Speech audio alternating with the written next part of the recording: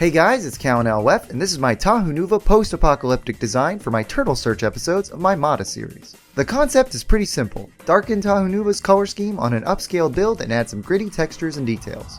Overall I accomplished just that, but left some of the bits on his back looking a bit ugly and exposed. This mock was designed specifically for the episode's premise and was a bit last minute, with most of the time going into the front of the chest design, which I'm overall pretty proud of.